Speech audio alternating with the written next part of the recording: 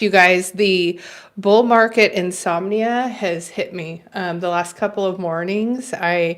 Last couple, it's been for a while now, but I've been waking up at 3 o'clock in the morning and I can't go back to bed. It's like that gnawing of like, are the charts up or are the charts down? Are the charts up or are the charts down?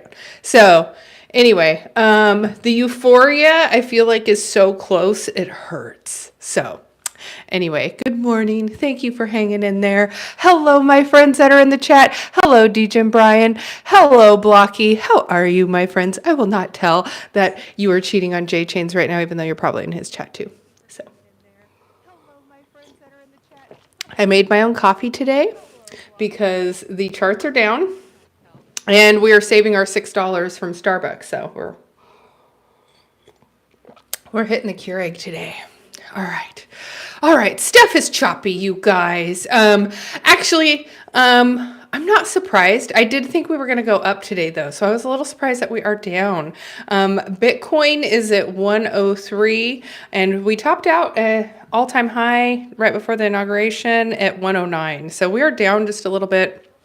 We need to hold resistance at 100,000 and not dip below that, but we're still in a very healthy accumulation phase. We've been trending sideways for a little bit, so which is normal. Ethereum, we're looking at that at 32, just under 3250. Now, as you guys all know, there's been a lot of stuff coming out from the Ethereum Foundation about things with the leadership. Vitalik came out and said that he's basically the only person involved. Somebody else had posted, and I should have wrote down the info. Somebody had posted that they had stepped down from Ethereum Foundation and they were going to be focusing on AI. And so there's just been a lot of stuff coming out from the Ethereum Foundation. If you are a .ether, I'm right there with you. I think my Instagram account is still juliek.eth. So yes, I did drop the .eth from my name on Twitter. I have been playing more on Solana, but I don't think that the FUD on ETH is anything that we really want to give much weight to. I just saw today that our friend Donald Trump, or if we want to call it a World Liberty Finance token, they took some more of the profits from the Trump token. So $30 million was taken from Trump per World Liberty Financial, because that's part of the 80% that they were holding back for internal use. And so, yeah, the fact that he's actually selling off the token, I talked about this yesterday, selling off the token and staking it as part of assets, staked liquidity for the World Liberty Finance token. I feel like it's extremely bullish for the World Liberty Finance token. And I think it's essentially like the dev is jeeting his token. So if Trump is in control of 80%, or Trump team is in control of 80% of the tokens, and they have now dumped as much as they've dumped, which I don't exactly know the percentage that they've dumped, but they are putting that money and staking it for 4 years for World Liberty Finance token. So why I am bringing this up is because I find it extremely interesting that all of this negative FUD is coming out against Ethereum. So is it a planned, coordinated attempt here to keep the Ethereum price low? So Vitalik comes out and says, things aren't great here. We're changing leadership. And basically just like is publishing FUD, which is causing the ETH price to go down because we were starting to trend upwards. I think we were like at 36 or 38, 37, something like that. Anyway, we're trying to test back to 4,000. And so since he has been saying these things, the price has gone down, and it just happens to coincide with the fact that we've got Trump buying up a bunch of Ethereum and staking it. So part of me wonders if the FUD coming out from Ethereum Foundation is planned. So if we see our own government buying and staking Ethereum, why aren't we? Why are other people fighting it? I mean, all eyes are on Solana. We already know that. But I just feel like in my heart that something big is coming up down the road for ETH. And I almost partially don't really buy all the FUD that I'm hearing. So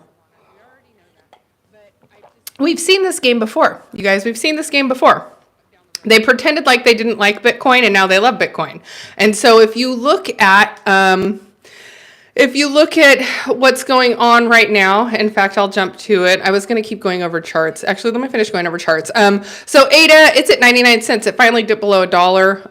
And Doge has retraced back to 33 cents. It was up to 40, so we still are holding pretty strong there.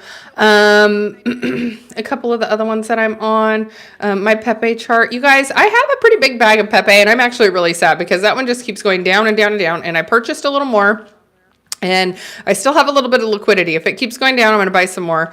But I hope it doesn't keep going down too much more because I'm ready for that one to go. That's one that I just hold a lot of conviction in. I feel like it's going to be like the Dogecoin of this cycle. I feel like Pepe has mass appeal. It's got a lot of history and lore within crypto. And yeah, I feel like it's going to go far.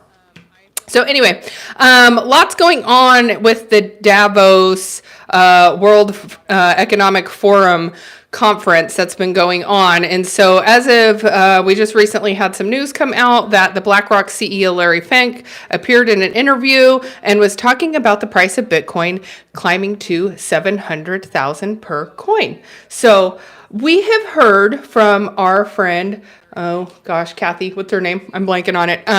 Anyway, so she had also said she saw $1 million per coin, Bitcoin. And so when we look at these prices, it seems so crazy to think of 700,000 or $1 million Bitcoin. But what this is actually in reference to is them talking about all the sovereign nations and the financing that could become available. So there's just tons and tons and tons of liquidity on the side. And so what Larry Fink is saying is, that they're talking about how much asset managers allotment should look at. And so it wasn't just like a 0.5%, it was whether they should have 2 to 5% of their liquidity in Bitcoin. So because of this, they're starting to look at what if every country or these different countries, like let's say China and things like that, all are going to allot 2 to 5% of their liquidity portfolios into Bitcoin. So that is what this assessment is done off of. So he is basically saying that, everyone here at World Economic Forum is talking about Bitcoin and getting into Bitcoin. You look at El Salvador, and El Salvador, since they purchased, they are sitting on a $500 million profit just since El Salvador bought. So if other countries such as China and the UAE and all these other countries that have just tons of liquidity on the side, all go and say 2 to 5%. It's such a small amount. So just 2 to 5%. So think about that. So in Dubai, it's like one of the richest nations in the world. There's so much money there. And so now think about if they allotted 2 to 5% like BlackRock. So they did the numbers. If all of these countries came together and they all agreed between 2 to 5%, that it would hit 700,000 per coin. Now, one of the things that they didn't look at, which is something that should possibly be considered, is that not all of the Bitcoins are for sale. So if there is all of these countries that suddenly decide, let's go in 2 to 5% on Bitcoin, but there's not enough Bitcoin to actually achieve each country receiving that 2 to 5%. So if you're not looking at, if you're just basing it off of today's price per Bitcoin at 2 to 5%. But if all of a sudden this supply starts getting eaten up, you're going to have a squeeze and the price is going to go way up. So I think that's where we're thinking maybe it could go to $1 billion. So anyway, I think it's pretty exciting. So he did add that he was not promoting Bitcoin, but I just think it's this is BlackRock CEO. I mean, they're just continuing to buy more and more Bitcoin. So anyway, other news that we have coming out, you guys saw that Ross Ulbricht was released from prison. The picture of him being released, I don't know, it made me made me get a little teary because it's just like the look of freedom on someone's face. So it It totally made me a little emotional seeing it, and that Trump held his promise. My friend Amish Dude, you guys, when I went to Bitcoin conference, I got a bunch of those free Ross Day One shirts from the Bitcoin conference, and so I mailed a bunch of care packages out to my followers and supporters. And one of my friends, Amish Dude, shout out to Amish Dude if you were there, he wanted a shirt, so I sent him a free Ross Day One shirt, and he actually sent me a picture of him wearing it. And so I got a DM from him this morning. They're like, they've released Ross. And it's just so funny to me because there were a couple of people that I had sent that shirt to, and they all asked who Ross was. No one really knew who he was. So anyway, Ross Ulbricht is the founder of Silk Road. He was also known by his alias, the Dreaded Pirate Roberts. I am a huge fan of The Princess Bride. It's one of my all-time favorite movies, and the Dreaded Pirate Roberts is one of the characters in that movie. So anyway, I've always loved that was his name. Anyway, so what this is saying is that as of January 22nd, filmmakers are nearing the end of a documentary that they have coming out about his life. Well, it's a filmmaker. I don't know. It's what do you call that? A documentary movie. Anyway, it is currently in post-production and is expected to be released in 2025. So that's kind of cool, you guys. We all will get to see this documentary and just kind of giving a real life picture into him and his life. Says here he went from being an Eagle Scout to the center of a global manhunt. But his family goes to the Bitcoin conference every year and have been pleading and hoping for his return. And so the Bitcoin conference this year is going to be in Vegas in May. I will be there, and I imagine that Ross will be there, and that is going to be like probably one of the highlights of there's really weird highlights in crypto of things that I do, and that will definitely be a highlight for me because I don't talk a lot about how I even got into crypto, but my older brother was in crypto a long time ago. He got into Bitcoin very early and was buying it like dollars, and he was just telling everyone, you need to buy Bitcoin, and this is the future. And he was, just really into all of that. But my brother passed away.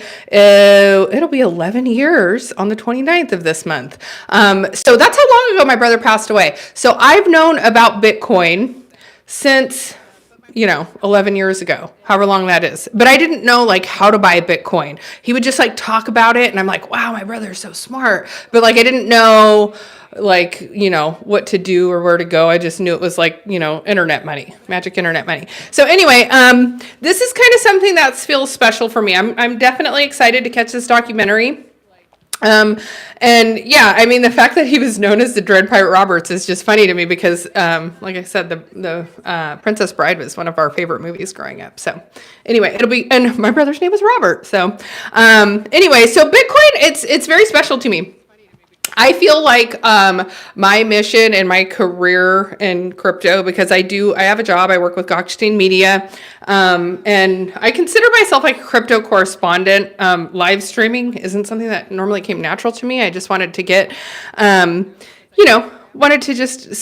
needed to start live streaming because that's what everybody in crypto does. So anyway, long story short, I am here because of my brother. And so there's just these certain pivotal moments for me in crypto that feel just super meaningful. He's my guiding light in this. And if he was alive, he would be so into all of this stuff going on in crypto.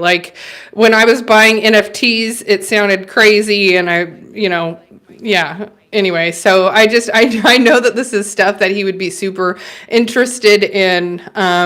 He was coding Linux and had a dual processor on his laptop to be able to do stuff. And I'm pretty sure he was buying stuff on the Silk Road, but he wouldn't tell me that. He's very secretive. He would not be very happy that I'm on the internet talking about crypto with my doxed face in my name. So anyway. So let's see, Bitcoin, it will probably chop until the FOMC meeting.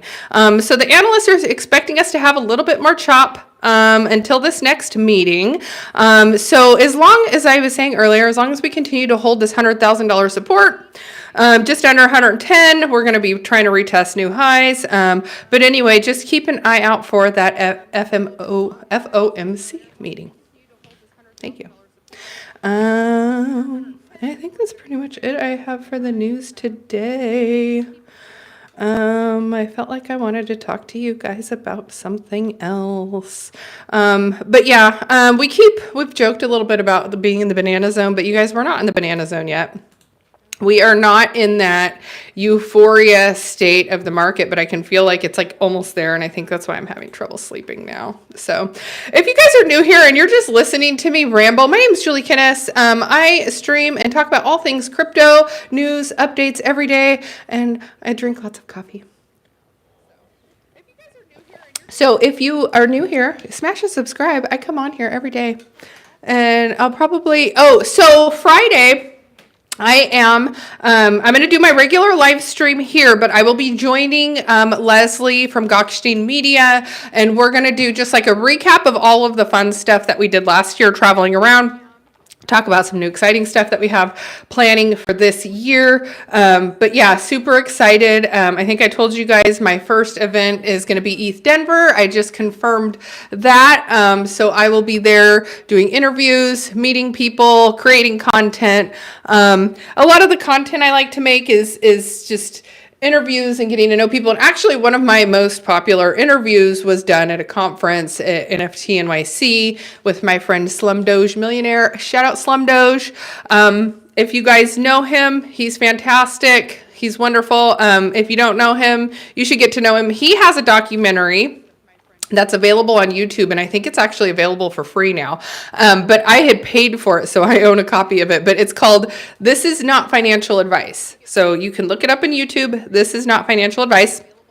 And it follows my friend Slum Doge in the bull market last cycle. So what he did was he bought a ton of Dogecoin, like literally put all of it in on Dogecoin. And I've actually thought about adopting that method this cycle because to watch what happens when you compound everything into one conviction play and hold it, he did not sell at the right time. And then as it went down, he kind of beat himself up about it. And so the story of watching him amass this wealth, lose the wealth all in front of everybody's face while the documentary is being filmed. It's a pretty phenomenal movie, you guys. You get really raw emotions out of it. And if you're not in crypto, you can see this is why people get hooked on crypto. And so, yeah, Dogecoin was my first big play too, but I only put $1,000 in it and cashed out. I tried to sell at 13,000.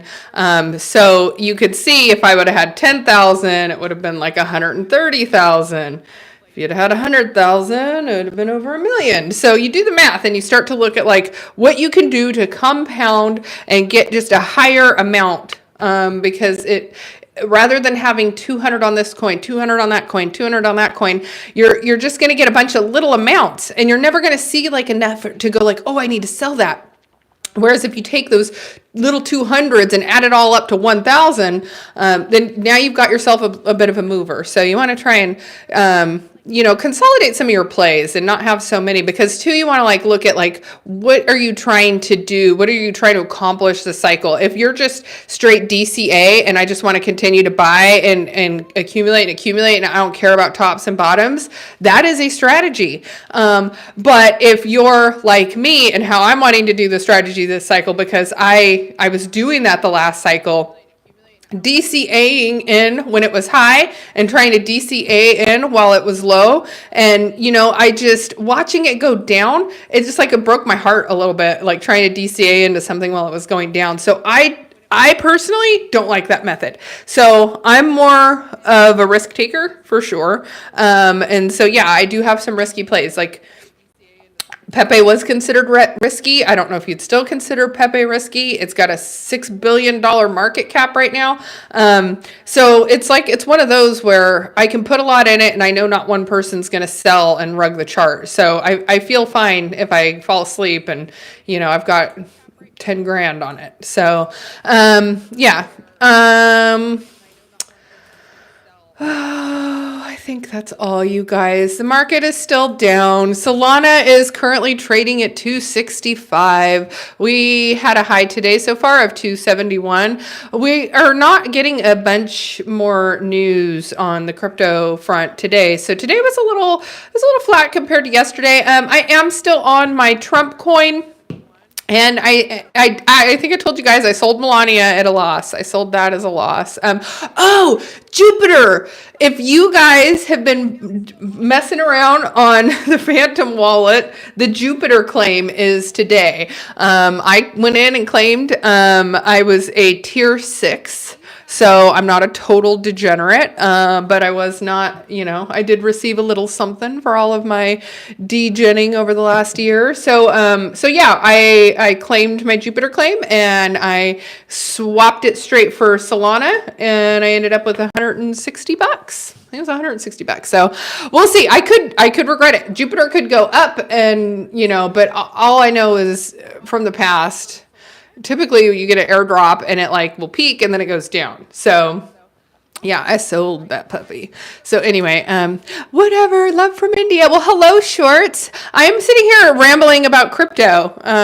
We're excited about all the things that are going on with the U.S. regulation policy change and new leadership in the office, which is feeling much more crypto friendly. So we now have our crypto task force, which is actually what I called this, and I'm not even talking about the crypto task force.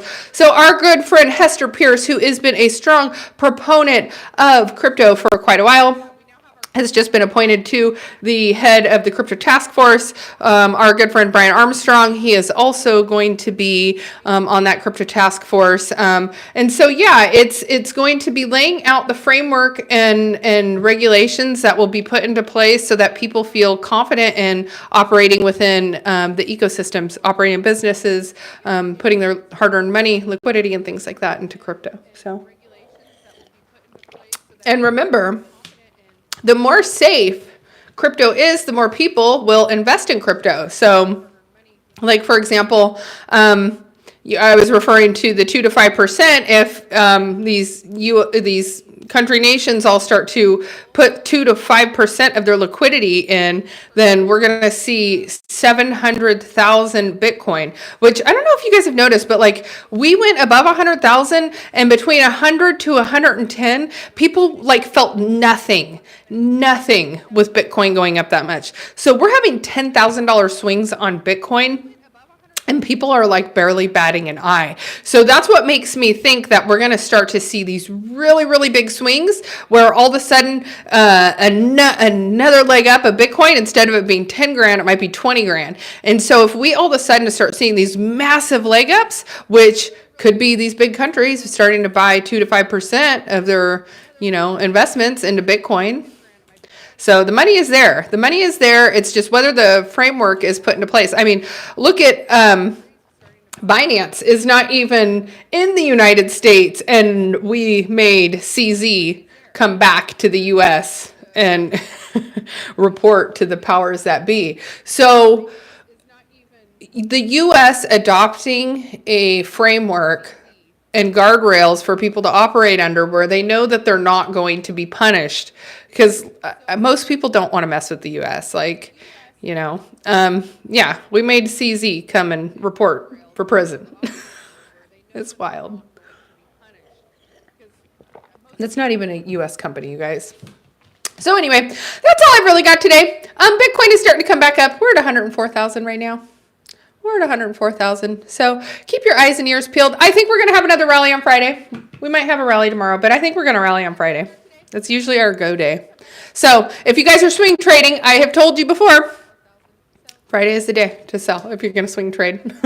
But I also think if you sell, it might be too early, and then you could run into some trouble, and and then we go on the next leg up on Bitcoin and you're left in the dust. So you don't want that to happen either. So hello there. Thank you for joining me. I'm talking about crypto. My name is Julie Kennis. You can give me a subscribe if you'd like. I am here every day at 1 p.m. Pacific Standard Time talking about crypto. It's a good time for me. In the middle of my day, I get the crypto news updates from the morning. And then you guys get to hear me ramble and talk about how wonderful my coffee is. I've got good coffee. Okay, I love you guys, and I hope you have a great rest of the day. I think I talked about everything I wanted to. So, yeah, give me a subscribe, and I will be back tomorrow. I love you guys.